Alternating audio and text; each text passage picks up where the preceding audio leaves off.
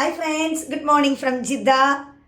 ഇന്ന് നിങ്ങളുമായിട്ട് ഷെയർ ചെയ്യാൻ പോകുന്നത് 2025 സൗദി അറേബ്യയിലെ KG അസിസ്റ്റൻറ്റ് ടീച്ചർ ആവാൻ ഡിഗ്രി നിർബന്ധമുണ്ടോ?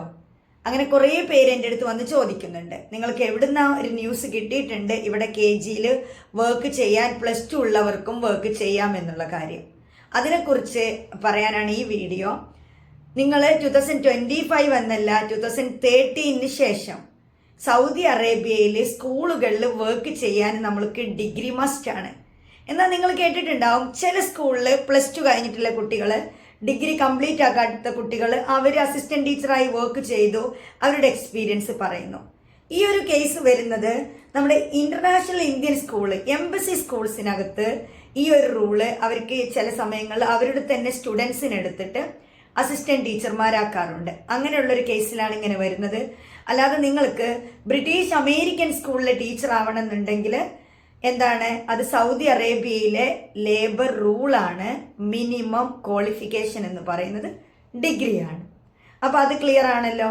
പിന്നെ കുറേ പേര് അറ്റസ്റ്റേഷൻ്റെ കാര്യം ചോദിച്ച്, നാട്ടിലെ ട്രാവൽസ് എന്ന് പറഞ്ഞു UAE എംബസിയുടെ അറ്റസ്റ്റേഷന് ഗൾഫിൽ എടുക്കൂല, പിന്നെ ഒന്നുകിൽ സൗദി എംബസി അറ്റസ്റ്റേഷൻ അല്ലെങ്കിൽ അപ്പോസ്റ്റല്.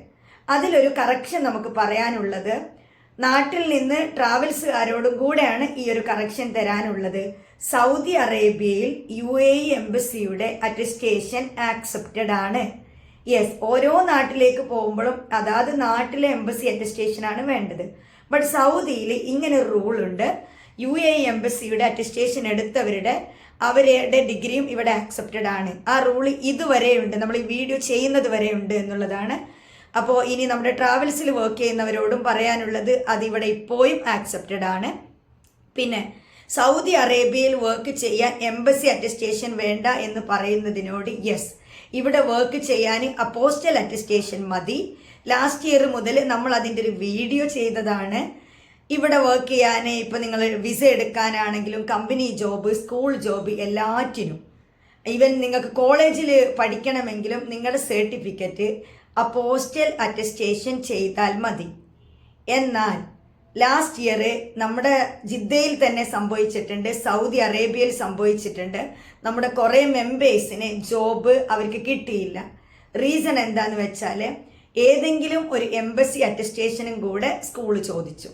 കാരണം ചില പ്രൈവറ്റ് സ്കൂളുകൾക്ക് അവർക്കൊരു പേടിയാണ്, അവരുടേത് ആക്സെപ്റ്റഡ് ആവുമോ അല്ലേ എന്നുള്ളത്. ലാസ്റ്റ് ഇയർ ഇങ്ങനെ ഒരു സംഭവം ഉണ്ടായിട്ടുണ്ട്. അതുകൊണ്ട് തന്നെ ഡെമോൺസ്ട്രേഷനിൽ കിട്ടിയ ടീച്ചർക്കും എംബസി അറ്റസ്റ്റേഷൻ ഇല്ല എന്ന് പറഞ്ഞ് ജോബ് പോയി. നമ്മൾ വീഡിയോ ചെയ്തതിൻ്റെ ശേഷമാണ് ഇത് സംഭവിച്ചത്. അങ്ങനെ കുറേ മെമ്പേഴ്സ് നമ്മളോട് കംപ്ലൈൻറ്റ് പറയുന്നുണ്ടായിരുന്നു. പിന്നെ അപ്പം നിങ്ങൾ എന്തായാലും നമ്മൾ കുറേ ക്യാഷൊക്കെ കൊടുത്ത് വിസ എടുത്ത് ഇങ്ങോട്ട് വരുന്നതല്ലേ, അപ്പോൾ പറ്റുമെങ്കിൽ ഒരു എംബസി അറ്റസ്റ്റേഷൻ, UAEയുടെ എംബസി അറ്റസ്റ്റേഷൻ കിട്ടുമെങ്കിൽ അതും കൂടെ ചെയ്തോ. 4500 ഇന്ത്യൻ റുപ്പീസ് ആണ് ഒരു എംബസി അറ്റസ്റ്റേഷന് വരുന്നത്. അതാണ് ഒരു അറ്റസ്റ്റേഷൻ്റെ ഡൗട്ടും ക്ലിയർ ആണല്ലോ. പിന്നെ വേറൊരു കാര്യമുള്ളതും കൂടെ ഞാൻ ഇതിൻ്റെ കൂടെ നിങ്ങളോട് ആഡ് ചെയ്യാണ്. ഇന്നലെയും അതുപോലെ ഡേ ബിഫോർ യെസ്റ്റർഡേയും ഈ 2 ഡേയ്സ് നമ്മുടെ മെമ്പേഴ്സിൻ്റെ ഇടയിൽ ചില പ്രശ്നങ്ങളുണ്ടായി. ചിലർക്ക് ഹാപ്പി ന്യൂസ്, ചിലർക്ക് സാഡ് ന്യൂസ് ഷെയർ ചെയ്യാനുണ്ടായി. അതും കൂടെ ഇവിടെ പബ്ലിക്കായിട്ട് വീഡിയോയിൽ എനിക്ക് ആഡ് ചെയ്യണമെന്ന് തോന്നി. കാരണം ഇൻഡിവിജ്വലായി പറയുന്നതിനേക്കാളും നല്ലത് വീഡിയോ തന്നെ, നിങ്ങളെല്ലാവരും നമ്മുടെ വീഡിയോ ആണ് വാച്ച് ചെയ്യുന്നത്, ജനറൽ കാര്യങ്ങൾ നമുക്കിവിടെ വീഡിയോയിൽ ഷെയർ ചെയ്യാം. എന്താണെന്ന് വെച്ചാൽ, നമ്മൾ റിയാദിലുള്ള നമ്മുടെ ഒരു ടീച്ചർ, അവർ നമുക്ക് റിവ്യൂ വീഡിയോ ഒക്കെ ചെയ്ത് തന്നിട്ടുണ്ടായിരുന്നു. ആ ടീച്ചറുടെ ജോബ് ലോസായി. റീസൺ എന്താണെന്ന് വെച്ചാൽ, അവരോട് ഇനി ആവശ്യമുണ്ടെങ്കിൽ വിളിക്കാം എന്ന് പറഞ്ഞിട്ട് അവരോട് സ്കൂളിൽ നിന്ന് പോകാൻ പറഞ്ഞു. ഇനി അടുത്തത്, ഇങ്ങനെ ഒരു കാരണം അവിടെ സംഭവിക്കാനുള്ള കാരണം, അതും നമ്മുടെ ഒരു മെമ്പർ തന്നെ ഇവർക്ക് പാര വെച്ചതാണ്, മലയാളി. അതായത് മലയാളിക്ക് പാര വെക്കുകയാണ്. അപ്പോൾ എൻ്റെ ഫസ്റ്റത്തെ യൂട്യൂബ് വീഡിയോ, അത് എൻ്റെ കരിയർ ജേണിയിൽ ഞാൻ പറഞ്ഞിട്ടുണ്ടായിരുന്നു. എൻ്റെ ആദ്യത്തെ ബ്രിട്ടീഷ് സ്കൂളിൽ നിന്ന് ഞാൻ ഇതുപോലെ റിസൈൻ ചെയ്യാൻ കാരണം ഒരു മലയാളിയായിരുന്നു. അപ്പോൾ നമ്മൾ മലയാളി പാര വെക്കില്ല എന്ന് വിചാരിച്ച് എല്ലാ കാര്യങ്ങളോടും നമ്മൾ നമ്മുടെ എന്താണ് ആഗ്രഹം, നമുക്ക് ഗ്രേറ്റ് ടീച്ചർ ആവണം, ഇന്ന ടീച്ചർ ആവണം എന്നൊക്കെ പറഞ്ഞിരുന്ന സമയത്ത് ഒരു കാര്യം മനസ്സിലാക്കുക, മലയാളി എന്നല്ല, പാര വെക്കാൻ ഉദ്ദേശിച്ചാൽ എല്ലാവരും അങ്ങോട്ടും ഇങ്ങോട്ടും വെക്കും.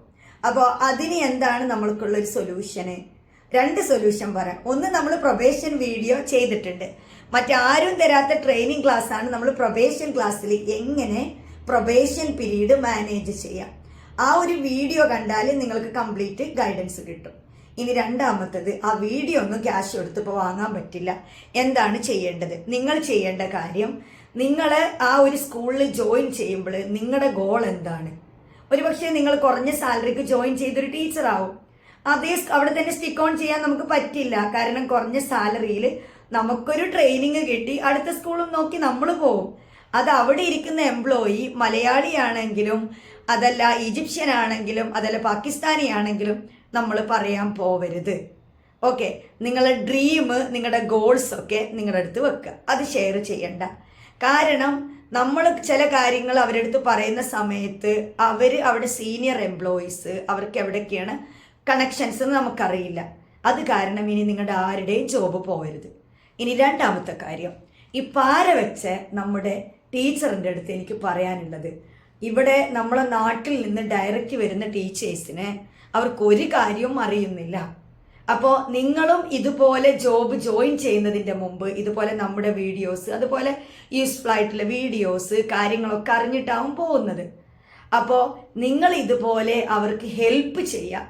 എന്തെങ്കിലും ഒരു മിസ്റ്റേക്ക് നമ്മുടെ നാട്ടിൽ നിന്നല്ല, ഇനി വേറൊരു നാട്ടിൽ നിന്ന് വന്ന ടീച്ചറാണെങ്കിലും അവർ ചെയ്തിട്ടുണ്ടെങ്കിൽ നിങ്ങൾ അവരെ കറക്റ്റ് ചെയ്യുക. മാനേജ്മെൻറ്റിൽ പോയി റിപ്പോർട്ട് ചെയ്യാതിരിക്കുക. കാരണം ഓരോരുത്തരും അവർ ജോബിന് വരുമ്പോൾ അവരും ഹൈലി ക്വാളിഫൈഡ് ആണ്. അവരുടെ ജോബ് കൊണ്ട് നമുക്ക് ഗൾഫിൽ ഇവിടെ നിൽക്കണമെങ്കിൽ നമുക്ക് ലെവി കൊടുക്കണം.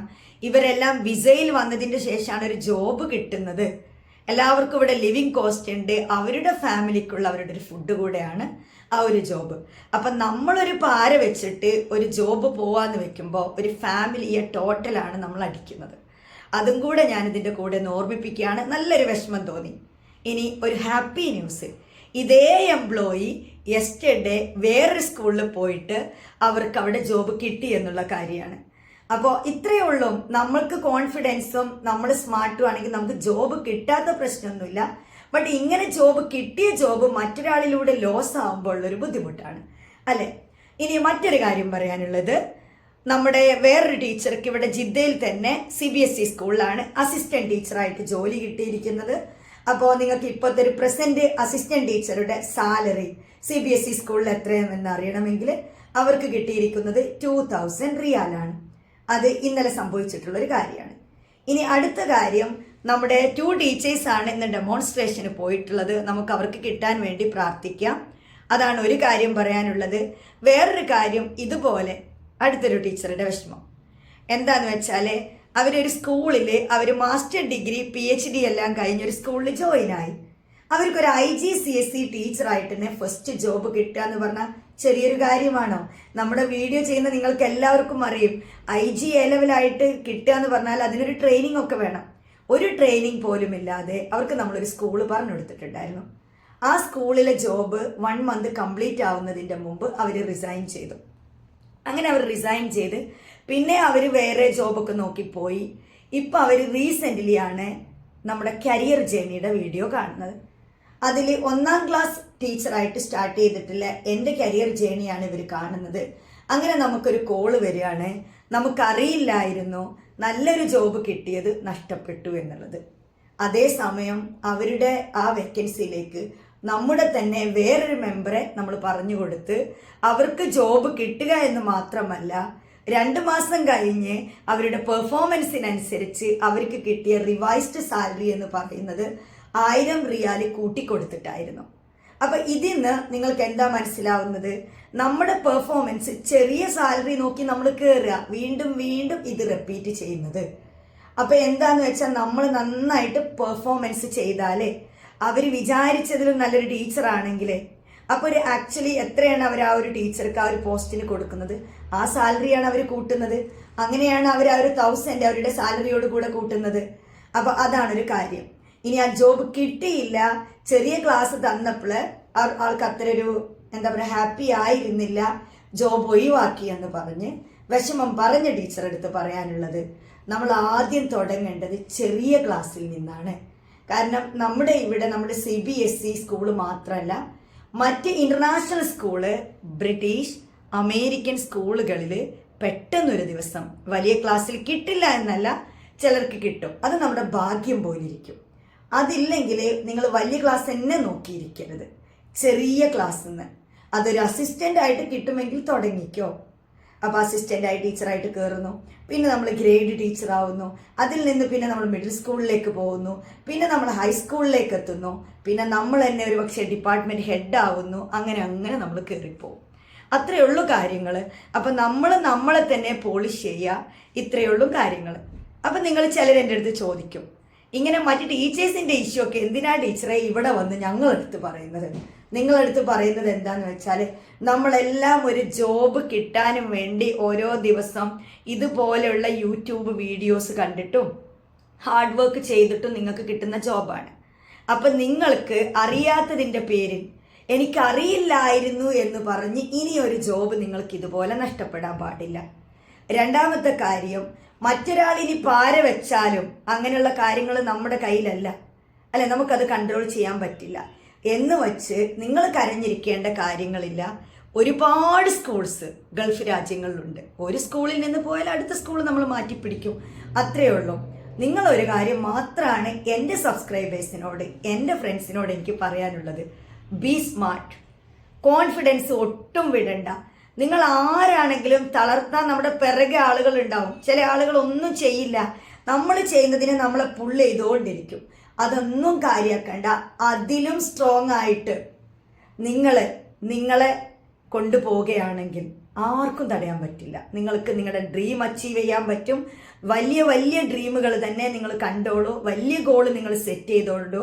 ബട്ട് ഒരു ദിവസം കൊണ്ട് 2 ദിവസം കൊണ്ട് അതിൽ നമ്മൾ എത്തില്ല. അതുകൊണ്ട് ചെറിയൊരു ക്ലാസ്സിൽ ഞാൻ ഇതല്ലല്ലോ ആഗ്രഹിച്ചതെന്ന് വെച്ച് നിങ്ങൾ ആ ജോബ് വിട്ട് കളയരുത്. ഒരു ഇൻ്റർനാഷണൽ വർക്ക് അറ്റ്മോസ്ഫിയർ നമുക്ക് കിട്ടണം. എന്നിട്ട് അവിടെ അത് നോക്കി നമ്മൾ പഠിക്കണം. ഇന്നലെ നമ്മളെ അസിസ്റ്റന്റ് ടീച്ചറായിട്ട് ജോയിൻ ചെയ്ത ടീച്ചർ മാസ്റ്റർ ഡിഗ്രി ഉള്ളതാണ്. ടീച്ചറെ ചോദിക്കുകയായിരുന്നു, ഞാനിതിന് പോണ്ടേ? ഞാൻ പറഞ്ഞു, നിങ്ങൾ പോവണം. 1 മാസമെങ്കിലും വർക്ക് ചെയ്തിട്ട് ഒന്ന് മനസ്സിലാക്കുക. ഇത്ര കാര്യങ്ങളൊക്കെ ഉള്ളൂ. വീഡിയോ ലെങ്തി ആയി പോകുന്നുണ്ട്. അപ്പോൾ നമുക്ക് വേറൊരു വീഡിയോയിൽ കാണാം. Thank you so much. Channel subscribe ചെയ്യാത്തവരുണ്ടോ ഇനിയും ഉണ്ടെങ്കിൽ ആ ബട്ടൺ ഒന്ന് ക്ലിക്ക് ചെയ്യുക. ഓക്കെ, ബെല്ലൈക്കൺ നിങ്ങൾ കൊടുത്താൽ ഇതുപോലുള്ള വീഡിയോ മിസ്സാവാതെ നിങ്ങൾക്ക് കാണാം. അതുപോലെ ഇതുപോലുള്ള ഓരോ വിഡ്ഢിത്തങ്ങൾ നമുക്ക് സംഭവിക്കാതിരിക്കാൻ നമ്മുടെയൊക്കെ എക്സ്പീരിയൻസ് ആണ് നിങ്ങളായിട്ട് ഷെയർ ചെയ്യുന്നത്. All the best. Bye bye.